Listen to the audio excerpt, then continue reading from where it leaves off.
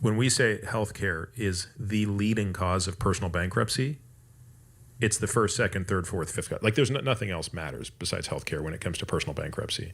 So we're at 2 to 5x every other developed nation in what we spend on healthcare. So why do they inflate the cost so much? It's because they play a shell game with the insurance company. We don't have the same laws around like drug pricing. We, in exchange for getting first dibs on the best drugs, we pay a higher price for them. So if you look at the United States, we're very good on quality. When we deliver care, it's the best. On cost, we are absolutely the worst. There's literally no country that pays more than we do for a given service. And on access, we're horrible for a developed nation.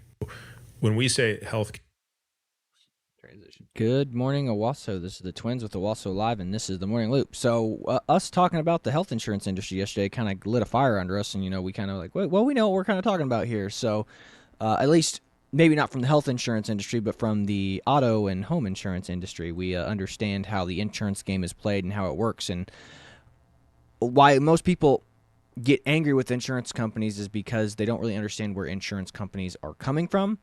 And they also think that they're paying into something that they're never going to get any use out of. So they think insurance is a Ponzi scheme. So we're going to sit here and kind of explain the ins and outs of the insurance industry and kind of get at least try to give you a layman's perspective on kind of what it is you're dealing with and what it is you're exactly paying for.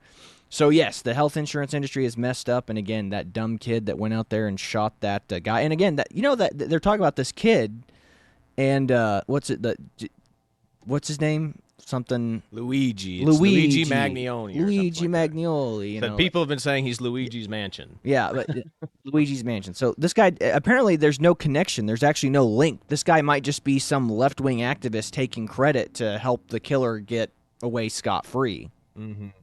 Well, that's what they said. There's one meme rolling around that said, this kid threw away the jacket, but he was wearing the same jacket that you said you caught him with, and yet he's supposed to be this really smart guy. Yeah, Ivy League educated. Yeah, and he's still wearing the same clothes. He's has got the backpack, has the weapon, has the suppressor, has all these fake IDs and stuff. Yeah, so there's a lot going on that they say that this is probably like some sort of psyop. Or this guy's not the real. He's not the real killer. He's not the real shooter. He's just somebody who wanted to take credit for it and be basically a hero in left-wing activist groups. So it's kind of nuts, but this is where we're at in society right now, and it's sad. So we've been watching a lot of people talk so that Joe Rogan clip we showed at the very beginning of the video here. It's just that guy explaining how the healthcare system works and how it was cheaper for him to pay out of pocket than it was for him to go through his insurance. And that's kind of the way it is with a lot of this stuff. Again, there is so much fraud done in the insurance industry through either the admin staff or through the vendors. And specifically in the auto insurance industry, you have three groups. You have the client, which is you, the person paying for insurance. You have your sales office, whether it be like a place like Allstate or State Farm. And then you have the adjuster who works for that office. So in the auto insurance industry, the adjuster is the middleman. He's the one that goes to the shop and talks to the client. There's four because the fourth is the auto body shop in auto insurance case anyway. But no, we already said that. So you said the client. You said three. You said the client, the office, and then the adjuster. So unless you meant the office as just the insurance agency in general. Yeah, but then there's the auto body shop. So there's four. Right. Okay. Either way, so you have this group, and you have the in the auto insurance industry, the middle guy is the adjuster.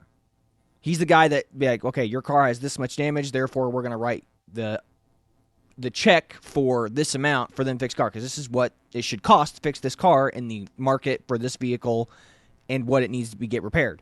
Well, you have a lot of fraud being done by the repair shop vendors, because again, it's like what I was telling Chad whenever we went and got that truck repaired, whenever that deer ran into us. It was just like they were like, we're not going to use insurance, we just want to do it out of pocket. Well, they were like, oh, we're going to work with you, we can get it done for under $1,000, so it kept creeping up and up higher, and we were like, well, what if we did this too? And they're like, that would increase it to this. So it's like, okay, well, we're kind of right at where our deductible is, so we'll just use insurance. And they go, never mind, scratch that. So what they do we're going to just give you the works now. Yes. So again, what they do is they max out what they need. So let's say I have, you have whatever they can max out that price to your auto insurance car. Let's say if you're not at fault, let's say it's just like a collision or a comp claim, they're going to max it out to whatever your insurance company will pay. So not only can they'll double dip is what they're saying. So they'll order the repair kit for the car, but then they'll order the parts for that car, the individual part that needs to be done, and they'll keep the kit and save it for another car that gets damaged. And if they sell the business, they can sell that as, what do you call it? It's more assets to have. Just assets, yeah.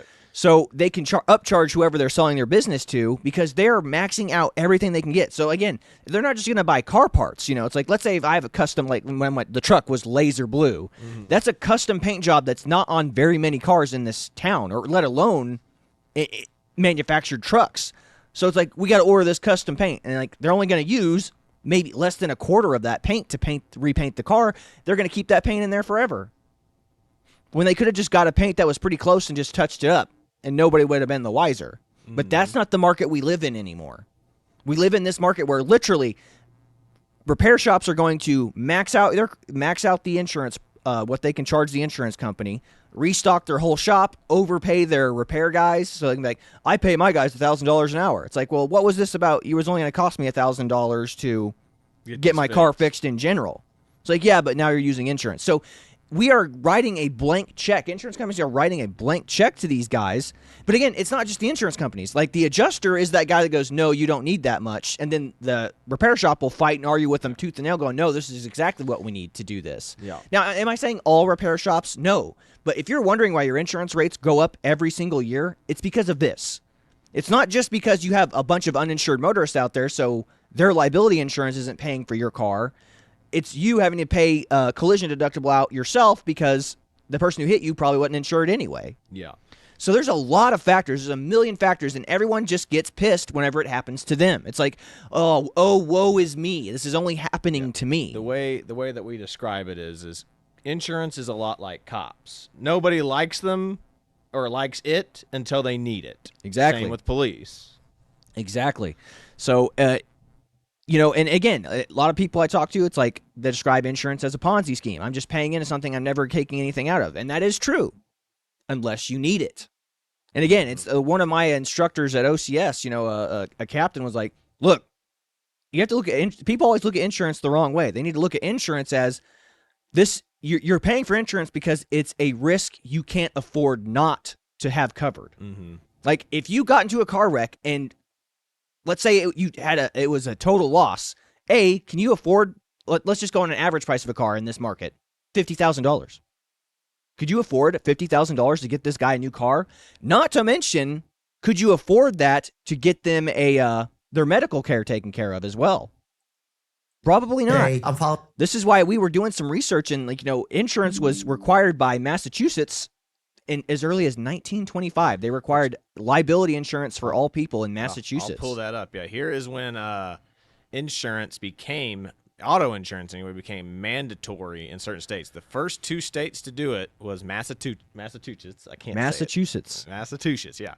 Was that one, and then Connecticut followed right after. They did it the exact same time, and this is about the time automobiles started taking off in the United States. Yeah. But no other state followed suit until 1956 in New York. And then right after New York, every state followed right behind exactly. New York, except for there's two states. Yeah. I'll get to them real quick. The next one that followed suit was North Carolina in 1957, and then every other state made it mandatory in 1958. So, and we looked at this, and if you want to blame the parties, it was a republic. We don't know, you don't know what every single representative was that passed it, but the governor of Massachusetts was Republican at the time that this happened. And like I said, but they didn't make all the other states follow suit. There's we're just going to do this just for us. And it was passed, again, why are all laws passed? They're usually passed for noble reasons. They're it's like, hey, we noticed that when people are getting hurt, we're literally enslaving these people to the other party that they hit's medical debt forever. So it's done. It was passed with noble causes, but again, it's just you're forcing people to now pay for something they didn't really want to pay for to begin with. Then New York, where it became mandatory, it was a New York. There was a New York governor was a Democrat in New York that made this. So of course, Republicans make something good, and then Democrats like emphasize on it and make it mandatory for everyone. Mm-hmm. But yeah, it followed suit, and again, North Carolina was 1957, right after New York, and then every other state besides 2, which I call them, these are the most lovable states in the world because they held out the longest. It is Virginia, that didn't pass it until 1984, and then I believe, where is the other one? North Carolina, right? No, North Carolina was one of the first. New Hampshire did not pass it until 1983. So Virginia was the last holdout, but it was Virginia and New Hampshire that held out the longest to make it mandatory. Yeah, that was in the Reagan era, man. So, yeah, that's what we're talking about here. We're like, so, and again, in the auto insurance industry, you have the adjuster. That middle guy will sit there and he will argue on behalf of the company going, no vendor, no repair shop, you don't need that much money to repair that vehicle. You're hosing the company. You're literally bending us over a barrel and saying we need $100,000 to fix a $20,000 crap box. That's what we need. Mm-hmm. So, and we're also in a society where they make cars to break cars, so it's like we live in a society where it's cheaper to replace it than it is to repair it, which is sad. Which is why your car gets totaled like instantly But if it's over 10 years old. But they also total it too because it's this incident right here. It's the adjusters are sick of dealing with the vendors upcharging to fix a car when they could just replace it for cheaper. Mm-hmm. That's the way it is. Like, I mean, it's a very sad case. Like, insurance companies are saving money by replacing cars instead of getting hosed by the repair shops to get them repaired because they're going to be like, well, if this car is really only worth $20,000, but we need $100,000 to fix it. So, and again, it's like, and the adjusters are sitting there, and there's a middleman going, no, you don't. And they go, yes, we do. And this is what we get to in the medical industry, where this doctor that I have pulled up right here will talk about it. And then, of course, the interviewer, who's a lawyer, arrives at the wrong conclusion, arrives at what I call the left wing, what this kid, the kid that assassinated this person's conclusion was. It's so dumb. So anybody ever see The Big Short, the movie with Steve Carell and all that, Ryan Gosling's in it? The Big Short. So the end of the movie, Steve Carell's character lays out this amazing case for why The Big Short happened, all the government collusion and upholding the bad bank loans and whatnot. He lays this case out perfectly, and then at the end of the movie, he just takes the easy way out. He goes, they're just going to blame immigrants and poor people for this. And it's just like, wow, you guys laid out a really wonderful, solid case and for helping the layman understand what happened to the 2008 home market crash. Mm-hmm. And then at the end, he just goes, they're going to blame the immigrants and the poor people. And I go, wow, way to oversimplify it, you idiot. Like, your whole movie did such a great job laying the case out, and then all of a sudden he just goes, immigrants and poor people will be the fall guys. And it's just like, holy cow. And that's what happens in this interview here. Which is great. I mean, this doctor lays out the exact problem of why you're seeing such a spike in the healthcare industry right here. And listen to it. It's great. Everything he says is great, and then this lady arrives at the complete wrong conclusion, and that's how the video ends. And again, it's not the complete wrong conclusion. There is a grain of truth to it. But she arrives to it. She just, again, it's the simple answer. It's like, I'll just give my audience, my dum-dums who watch my show, the easy answer. Mm-hmm. The answer that they want to hear. The answer that makes everyone feel good. Yep. Are you ready? Yeah, ready. Let's play it. Following a patient's tumor size. We need an MRI to see how the tumor is behaving. The insurance company will deny it. I will call them. I will say, the patient needs, why? Because of this. Did you get a CAT scan first? No, they don't need a CAT scan. They need an MRI. No, they do. And I have to argue for 45 minutes. Yeah. Guess what I don't get paid for as a doctor? Well, for me, I'm a weird scenario, but everyone else, time. If you're a lawyer, are you doing anything for 45 minutes without getting compensated? I don't find that doctors will call and argue. Most doctors will try, and then we fail. So then we start trying to hire administrators to do it for us. And that is why healthcare costs have ballooned in this country. I see. Our healthcare costs have doubled, tripled. Doctors. Okay, see? He says it's because the admin staff hires, because doctors don't want to argue with insurance people. Because, yes, they're scientists. Yeah. They're there to try to figure out what's wrong with the human body. They're not there to argue, why do you need to do this? I mean, it's like what we say in OCS. You have to justify everything. Every action you make, you can justify it. Mm-hmm. You have to be able to argue your case of why you did it. Yes. And doctors don't do that. Like, this isn't my job. Yes. So, again, you have doctors like this guy who have to deal with insurance companies now. So what do?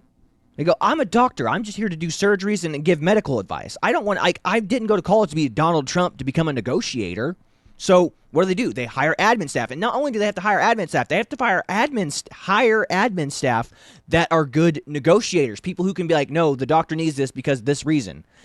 And the doctor's too lazy to want to do that. Now, I'm not saying the doctor's lazy. The guy went to medical school, got his degree to do what he does, and he didn't intend on being a business person.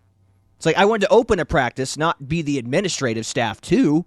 So he has to overpay his administrative staff now to be a negotiator on his behalf. You might as well have to hire a business guy like Donald Trump to do the negotiations for you. So we have a person who is arguing with the insurance people of why they need these things that's not a doctor. And the doctor just comes and says, they just need it.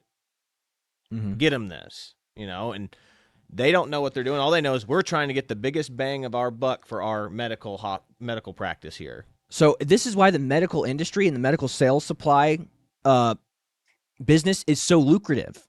I mean, I know people who, like, I knew guys who were in the medical sales industry that went to college for sports marketing and stuff, and now they're selling medical supplies. And I'm like, how on earth did you get into that? And they go, oh, I just go out and I take the doctors on, golf trips and stuff, and then they buy their supplies from me and my company. And it's just like, geez, wow, how easy that must be for you. It's like, because they don't know what the crap they're selling is. Like, because I remember talking, like, the guy that was selling these medical supplies was married to a nurse, and he would say what he sold, and she would be like, I guess you don't know what the word for that is because you're not saying the supply right. Like, you're saying you sell medical. He said something. He actually called the supply something. She goes, that's not something we would buy like that. So they don't even know exactly what it is they're selling. That goes to show you the lack of expertise salespeople have in their field. So again, they just go out and they schmooze and booze these doctors who make a lot of money. They buy the supplies for the hospital, and there is no middleman. There's not an adjuster. There's not like a sales expert in the middle going, hey, I'm the adjuster. I know what needs to be. I know what this costs. Instead, you have untrained admin staff for the doctor and untrained or untrained sales staff who don't know what the products they're selling are. They just know that the doctors need them. So that's a big caveat right there. Like, these people, you have untrained admin staff buying supplies or we're arguing about MRIs over the phone, and they just go, whatever needs to happen, we'll make happen. Yeah, and same thing with colleges and, even like in the military, where like, hey, if we don't spend this amount of money, we don't get it next year. So immediately they just go, immediately ham these insurance companies. That's what they're doing with these insurance companies. Like, well, ham these people up with whatever amount of money we can get them so that we have extra in the pot after or whatever. Yeah. And anyway, we'll get back to this. He keeps going. Then like this lady just again arrives at the complete wrong conclusion. Should be making way more money. They're not. I order antibiotic. I don't know which tablets, capsules. The patient's insurance denies the visit because I didn't put the right code or this and that. I'm a doctor. I do science. I do the body. I don't do codes. But now you have to become like a business person, a lawyer, a doctor, all in one. But again, the objective of the insurance company is not to pay. Let's say, boom, right there. The Negative. objective of the insurance company is not to pay. The objective of the insurance company is to pay for what is covered. They will pay if they are contractually obligated to pay. No questions asked. But the problem in the medical field is they can add on a thing, they can say this could be something that was covered, but it was caused by this certain thing that's not covered. And then they'll argue that, hey, the thing that's not covered is what caused this original problem that actually was covered, so we're not covering it because the original issue was this thing or is a pre-existing thing. So that's the problem right there. But again, you don't have a middleman like an adjuster to be like, this is the thing. The nurses aren't your advocates because the nurses aren't trained to be your advocate. Doctors aren't your advocate. They're not trained to be your advocate. You have the admin staff who are untrained. And again, the admin staff is probably where the vast majority of these mistakes is coming from because you have this admin staff working with the insurance companies and neither of them are trained to deal with each other. They just go, okay, this is the person, like the doctor will be like, this is my admin staff. You just talk to them and get whatever they need. Well, coming back to this again, it's like, how much does a CAT scan cost? We can't get a reasonable, logical answer because the medical staff doesn't deal with that. It's the admin staff, and the admin staff is going to charge the insurance company wherever the heck they can get. Oh, this CAT scan is going to cost $500, whereas another time they're like, well, we only got it for like $100 this time. What is a good middle ground? That's what we need to know. Again, that's the issue. It's like, follow those nurses on Instagram or TikTok or wherever. It's like when they say that those nurses are like, ask for an itemized bill list of what you're being charged for when you stay at the hospital, and make them justify the price of everything there is to you. Yeah, but again, that's just what I hate. This lady right here at the very end. it's the objective of the insurance companies not to pay. That is why that type of rhetoric is what got this CEO right here killed by this piece of right here. Yeah. That's why. So again, you're covered, like your auto policy is covered. It's covered for all the stated perils when you, at the time of the, again, that's why you need to ask and be specific when you talk to your, whoever you buy insurance. And the problem is we live in a millennial market where people don't want to they don't want to talk to people. Nobody wants to call in. Like I literally had a guy call in the other day who wrote online and was like, I need to change the stuff in my car. I need to know what I'm covered for. And I'm like, this is why you should not do stuff online by yourself, because you, as the insured, you don't know what you're paying for. Like you can say, I can say collision and comp to you and say that's kind of what your understanding of full coverage is, but you still not get what I'm trying to explain to you. Again, I had a lady come in the other day saying that she didn't have a collision, but she ran over something on the road and filed the claim and got paid out for it. But she goes, she was adamant she didn't hit anything. And I was like, ma'am, you ran over like a box or something on the road. You didn't hit another car, but you still were involved in a style of collision. That's why it's counted as a collision. She goes, but I didn't hit another car. There was nobody at fault. And I go, you're right. Nobody was at fault. You were the one driving the car, but you hit the box on the road. So technically you are at fault. And it was a collision. It just wasn't a collision in the way that you perceive collisions to be. When you think of a collision, you think of, I hit another car. Well, it's not just a car. It's any fixed object on the road or unfixed object, like a box or something that fell out of the back of a dump truck. Yep. So that's what people's expectations shape how they react to what happens to them. Again, if you go under the assumption that everything under the sun is covered under your healthcare insurance, I can understand why a lot of people are going to be like, how come this isn't covered? Did you read the clauses in your insurance contract? I mean, you're signing a contract. Yep. That's what most people don't realize is in the insurance contract, it says you will pay us whatever amount of money this is every month, and we will cover your insurance cost. For That's the listed contract you're perils. signing. Yeah. For the listed perils. Hell, if you don't know what those are, I mean, ask for a printout of your policy, and you can even talk to your insurance rep or whoever and be like, what's specifically covered and what's not covered. And again, and what's not covered, that's what's going to be a list that your agent's not going to want to talk to you about. It's like, I can't tell you the things that aren't covered because it's too numerous to tell you. Mm-hmm. I can only give you, I mean, even in my knowledge of it, I just like, here are scenarios in which things would not be covered. You know, it's like when I talk to people about, well, I have a leak in my house. I go, well, has this leak been happening progressively over 10 years? Or is this something that did a pipe burst? Pipe burst covered. Progressive leak, Yeah, a leak is maintenance. A leak that was in your roof that you noticed from, a year ago is not going to be covered because that wasn't sudden and accidental. Yeah. So again, you have to understand, again, the whole point is, at least with auto insurance and homeowners insurance, there's an adjuster. There's a middleman. This middleman, and again, adjusters get a lot of hate because a lot of them be like, no, that roof is not worth that, or that house is not worth that, that car is not worth that. It pisses off the client because they go, no, my car and my house is worth more than that. Doesn't matter. This guy has a knowledge and working knowledge of what things cost in the market right now. There's not that guy. There's not that middleman who knows what prices are in the health insurance industry. So you are literally relying on the people who sell medical supplies and the admin staff to get a reasonable assumption of what it costs. Neither of them being experts in what it costs to manufacture that thing. And remember, I also have this pulled up right here. This is what the supposed sane and rational left is posting. Look at this. This is from Secular Talks from Kyle Kalinske, who's one of the most popular YouTube leftists or progressives on the YouTube podcast sphere. This is what he posts. This is murder. He says, oh, this is also murder, like the insurance company denying a claim. That is not how, as we just laid it out right here, it is not just this insurance person's fault that somebody dies. There is a huge dance between the hospital staff and the insurance company. Don't blame the CEO. Blame the entire system.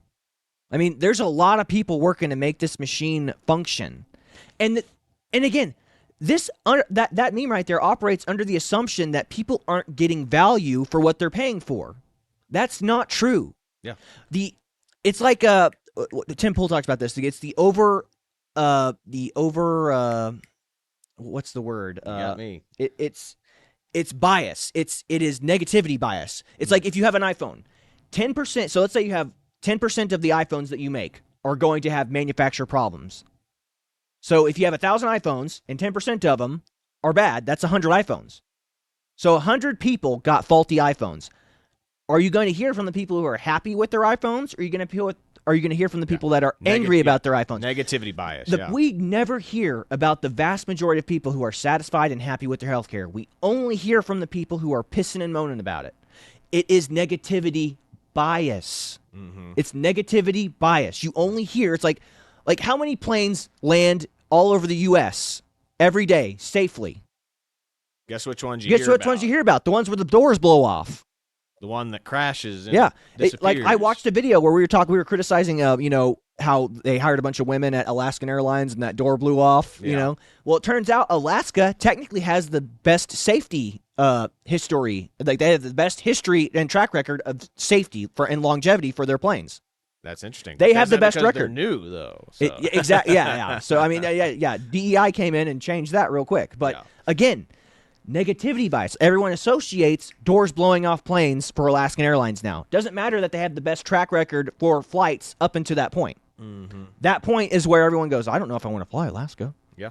And again, same with healthcare, same with auto insurance. You only hear from the people who are pissing and moaning. We never hear from the millions of satisfied people who are like, no, I'm pretty content with it. I mean, I can't tell you how many conversations I've had with customers who were like, a lady just got married and she forced her husband to get Allstate because she goes, Allstate handled the claims that I had so well, they gave me money the next day after I filed my claim. It was amazing. He goes, they saved me.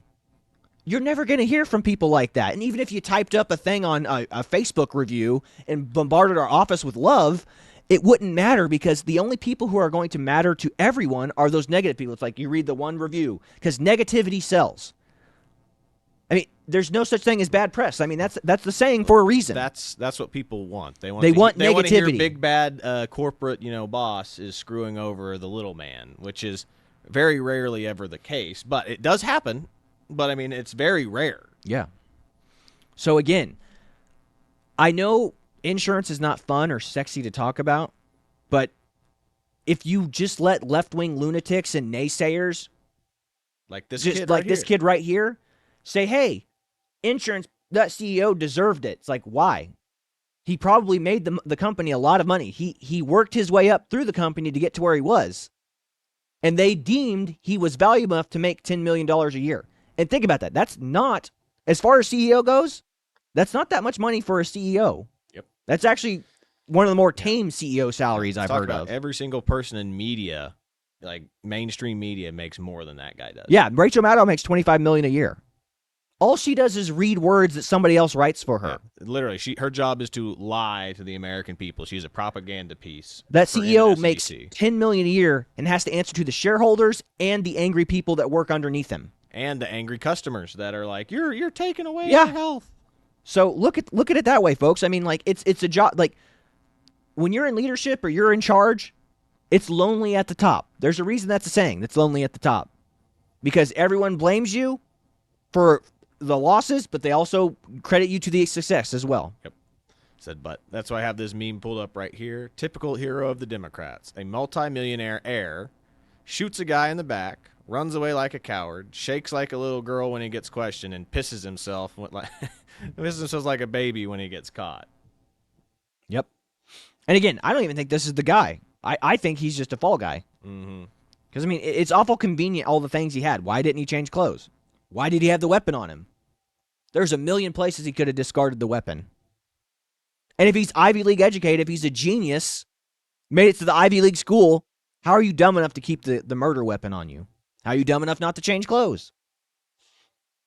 So, I don't know. I mean, we can watch this Joe Rogan thing now. This Joe Rogan, we'll kind of critique it as we go along, but this is absolutely outstanding that Joe Rogan is talking about this. Let me full screen this here. But yeah, this is the same situation that we saw, or the same video from that short that we started the show with, except this is the long version. This guy just breaks it down perfectly about what's the difference between Canadian healthcare, and American. And guess what? America's better. He literally goes, "Oh, America is way better." But I mean, you just got to listen to this. This is great. We'll pause it and give our 2 cents like throughout the video, but it's great. Yeah. Go ahead, and we're good. Healthcare, like Did you see the thing I posted a couple of weeks ago about this bill we got from when Jill was with our middle son in San Diego visiting a friend, and he was sick, so she had to take him to an ER, right? Like our doctor's not there, right? Obviously we live here, so they did like regular chemistry lab on him. That's like about a $12 blood test, and gave him like, I don't know, 250 to 500 cc of IV fluid. That was it. What do you think the bill was? $1,200. I don't remember it because I'd have to look at the post I put up. I think the bill was $6,000, of which we owed $2,000. That's insane. That's problematic. That's a real problem. Yeah, it might have been more than that. $6,000 bill. Our insurance somehow picked up maybe $3,500. We were stuck with $2,500.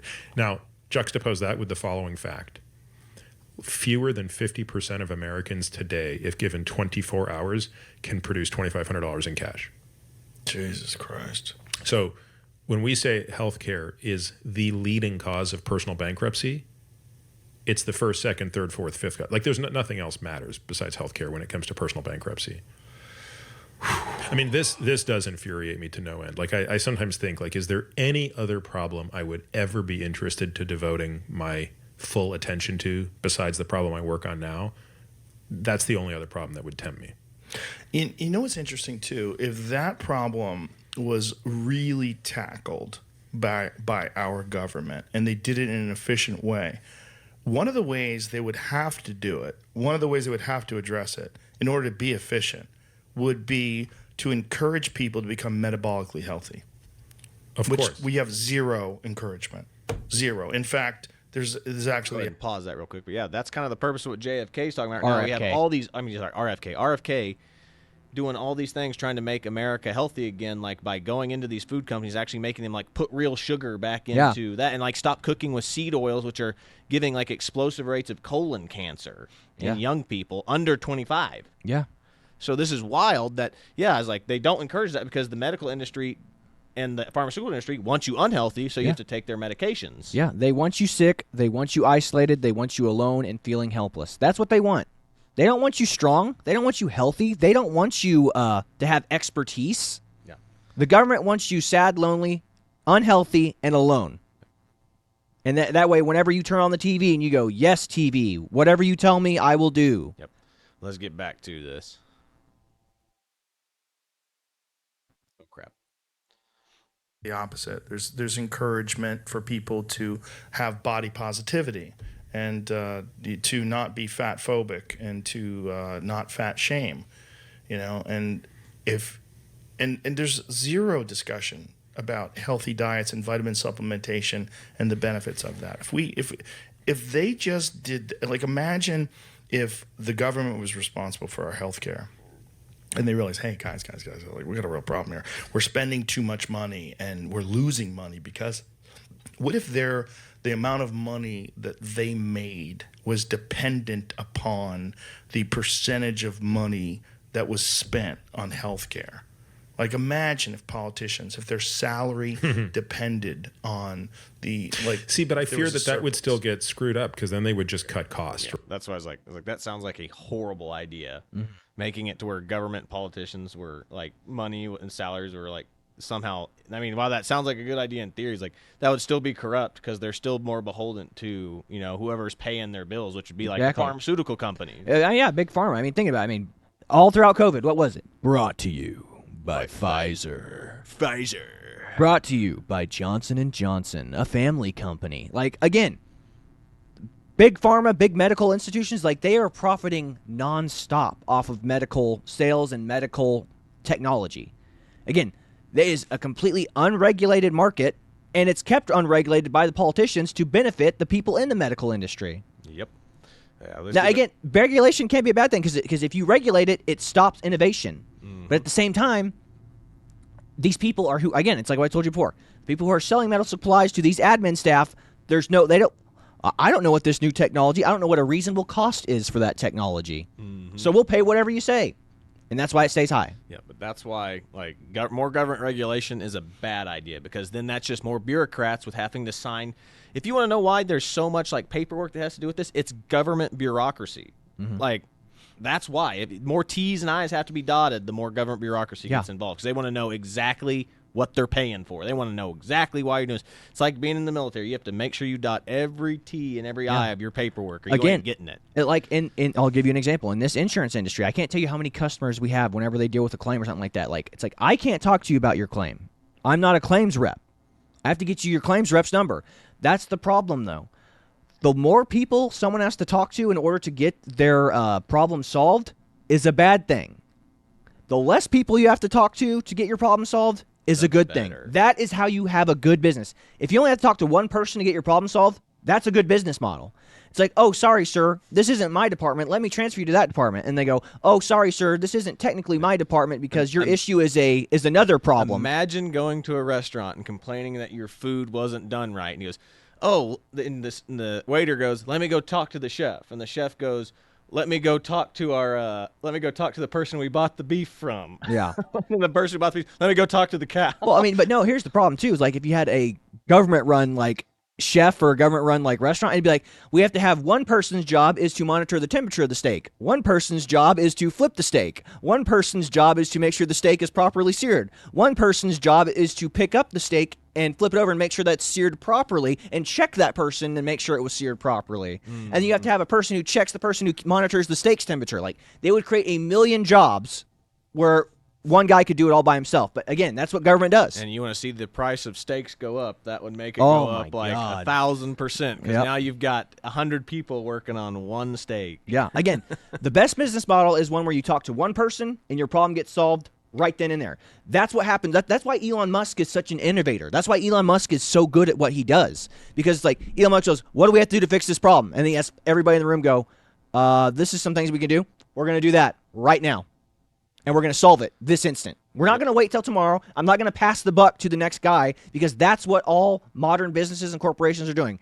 Don't worry. Just let them deal with the service people in India. They'll take care of the problem. Yep. Let's get back to this because this guy has some great nuggets of truth in here. It's great. Right? Like, I feel like... What if that wasn't an option, though?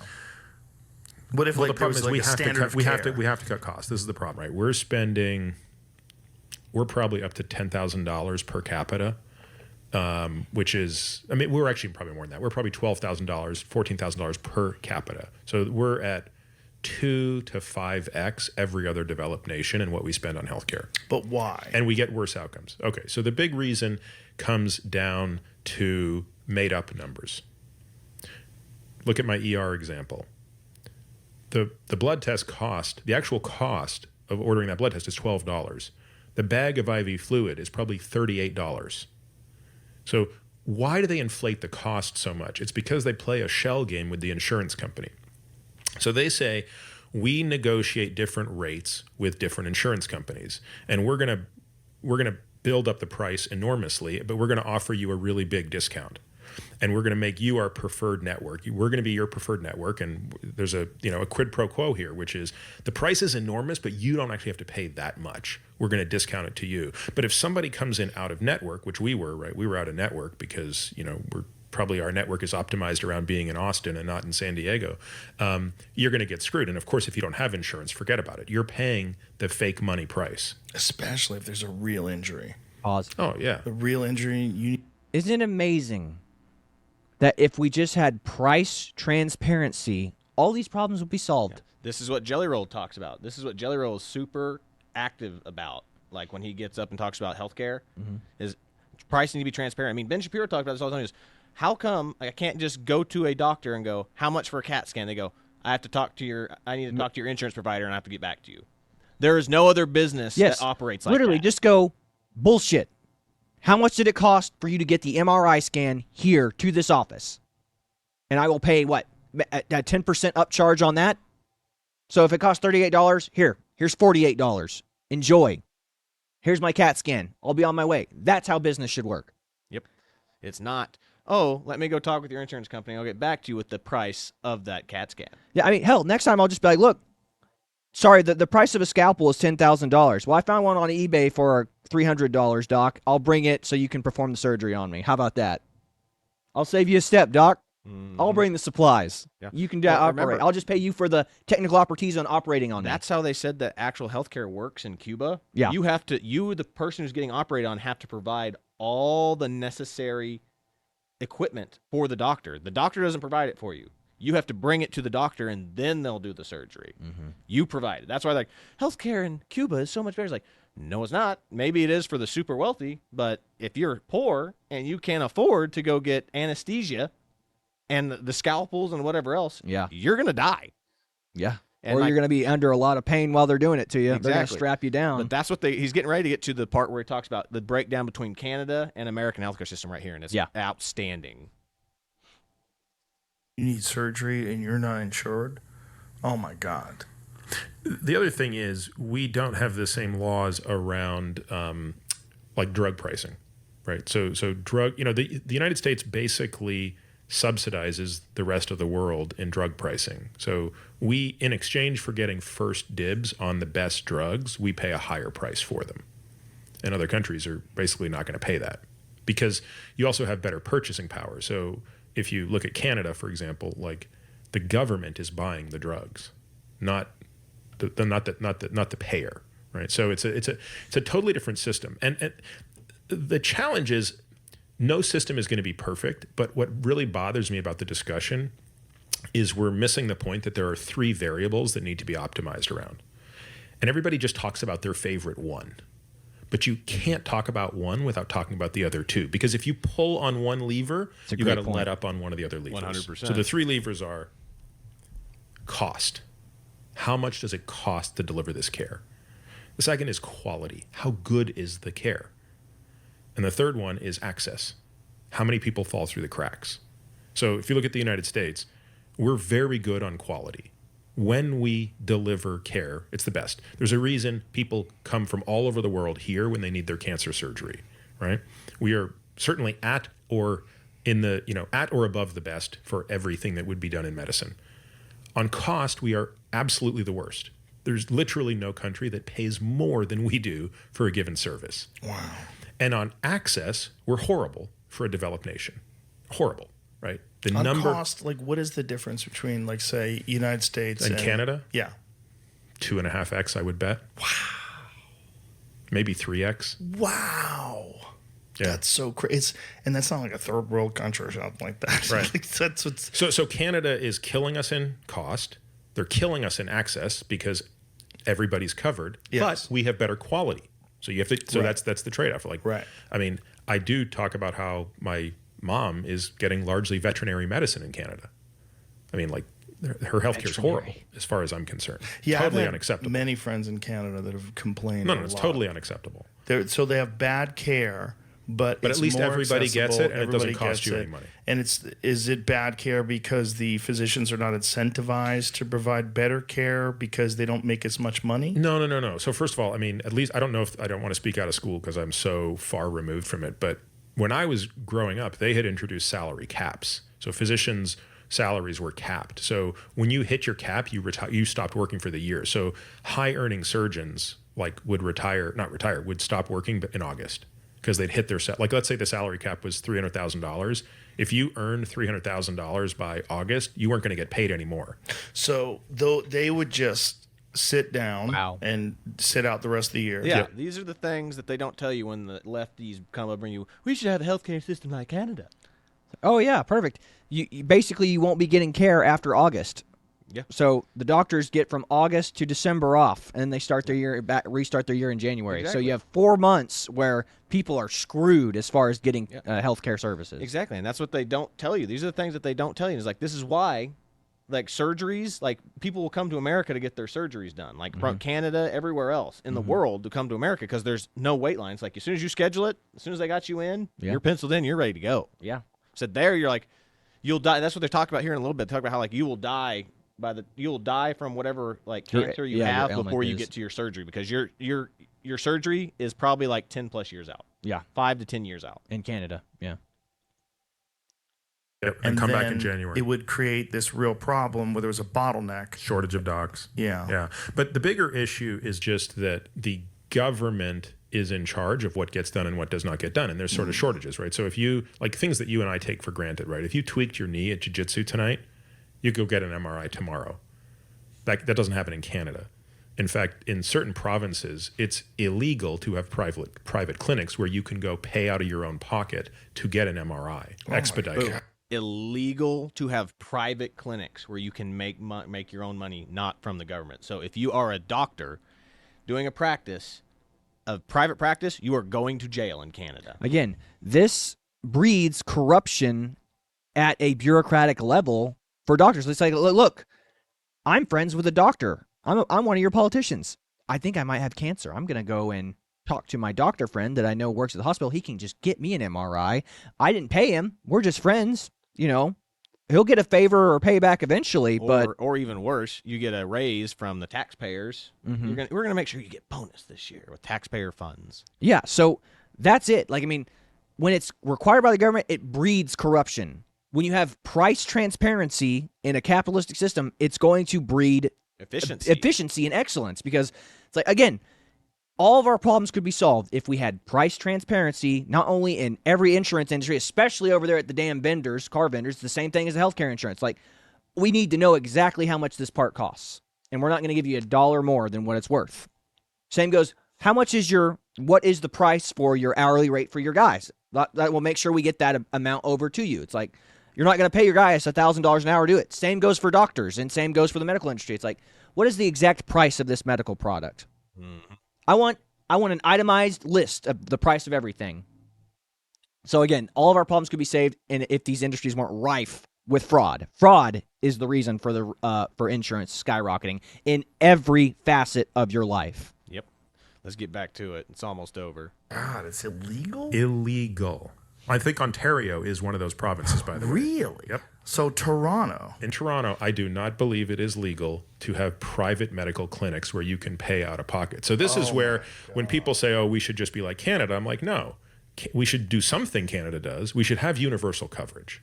And then have the option. And then you have the option to bolt on. Yeah. But would that be sort of like public defenders versus a really good attorney? Like, because some no, I don't think it would be. Just suck. Yes, of course. No, I think one of the things you have to do is provide primary care and emergency services for free, because that's where 90% of your care would be delivered. And is the problem that because of these made-up numbers that you discussed earlier, that these people in this country at least are accustomed to charging these exorbitant fees, like $6,000 for a bag of IV? Oh yeah, like I mean, I got a colonoscopy every 3 years, so I had my last one this time a year ago, and because. Have you had your colonoscopy, it's funny, that Chad? one should have been covered. I don't remember the details on it, but because I was over 45 at that point, so it counted as a screening colonoscopy. But I've historically always had to pay cash for my colonoscopies because I started doing them when I was 40. And the cash cost of getting a colonoscopy at like one of the best guys in New York City, who I've always gone to, is $2,000. That's the fully loaded cash cost. That means that's covering the facility fee, the anesthesia, his fee, etc. The one I got here in Austin, where I did it through insurance, the fee was $6,000. I got the bill. And, my insurance picked up, maybe this is the one anyway, my point is my cash out of pocket was almost as bad as the cash I paid for just a full up cash one. It had a whole bunch of made up numbers. I actually called my gastroenterologist, the guy who did it, and I was like, you got to walk me through this. Because I'm struggling to understand these costs. And he couldn't really explain it. He's like, yeah, I mean, I don't know. I don't really understand it. He's like, but everybody has sort of a different amount. It's like being at like a bazaar where it's like, oh, I have special price for you today. Yeah. Again, folks, price transparency and industry fraud are two things that are causing insurance rates to skyrocket right now. If you had good, moral, ethical business people doing their jobs in these industries, you wouldn't have these problems. If we had a moral society, we would not have these problems. If someone felt like they were going to answer to a higher authority, you wouldn't have these issues. But there is too much money to be made. Again, your local vendor, your local repair shop, they're screwing your insurance company and by proxy screwing you. It's like, how come my insurance rates went up? Well, not only did we have a lot of accidents in this book of business last year and in this zip code, according to the company, the guys that repaired your car charged $100,000 for your $20,000 vehicle for it to be repaired. Go talk to them. They restocked their Coke machine. They restocked their supplies. They restocked. They got new tools. Like I said, but this is why the healthcare industry is so much more pervasive than Yes. the auto, because at least I can go to a auto body shop or to a place that sells car parts and go, that's not how much this car part costs. Or That's I not could how fix much- it myself. I'll get the parts. Yeah. I'll But no, be the but just repairman. let's just keep it in the insurance realm. Like that adjuster can go to and goes, well, a car door only costs like, we'll just say $500. Why is this one that you bought $1,000? They go. Then the freaking body shop's like, oh, that's how much they charged us. You're like, no, it's because you're playing funny number games. But at least you can get caught easier with dealing with things that aren't people. With things that are people, it's harder to get caught because, again, it's like what you said. These admin staffs don't really know the real reason behind why the doctors need this stuff, unless, of course, they were doctors or nurses or something at one point themselves. Yeah. And that's the issue that we're having. It's like, so it's literally people who are probably bean counters trying to screw over and get as much money from the insurance company that they can. Mm-hmm. And that's the issue. And like this was getting back to, like, this kid literally killed a man for the wrong reason. The insurance company is not willingly screwing over people. It is stuff like this because there is a huge conversation happening between the insurance companies and the hospitals. And it's not one or the other. Not one's. I mean, sure, there's some mishaps going up on the insurance side. Sure, there's some mishaps going on the other side. But you just literally just blame the insurance company, and we've got people cheering this. I mean, that's how the video that I have playing us out is a negative Yelp review for that McDonald's where this kid got arrested. It's going to show you how this tolerant left is. Like, they're literally attacking the working class for trying to get a $50,000 reward for freaking Never turning this guy in. attribute malice to what you can attribute ignorance. And again, how many of these people that work as admin staff or doctors and these admin staff or, you know, these these sales guys, like, I mean, how many of these people don't even know what the hell they're talking about? Like, I guarantee you, go to the hospital, go to the admin staff and be like, how come you do it this way? I don't know. This is how they showed me how to do it. Did they ever tell you to, like, ask reasonable questions to and negotiate price? No, they don't pay me to do that. I wonder why. Again, if we taught more people how to negotiate, again, it's like what I was telling you yesterday. It's like that billionaire that goes to the coffee shop every day and tries to get his coffee cheaper. It's like, negotiate on your behalf every day. Try to get the best value and the best price for yourself. Even if you're at Starbucks and you know, like, I mean, again, I'll go to Starbucks. I pay $6.75 for a venti chai latte. I could be like, hey, what discount program you got going this morning? Can I get like $1 or $2 off that? Yeah, you know me. I come here every day. Can I get this for $5? Or otherwise, I can just stop coming here. Negotiate. Again, but that's the problem. People, when you work at big corporations like we do, they don't teach you to negotiate on your behalf. They go, just sell it, sell it, sell it. Like, negotiate the price. And again, it's like, and I have no negotiating power within the company. It's like, I can be like, sir, this is the price that the computer generated for your auto policy and according to your driving record and all this other stuff. It's like, you can't negotiate with me. You have to talk to the computer and the algorithm. That's what we're doing. We're training generations of people to just be like, the algorithm will say it.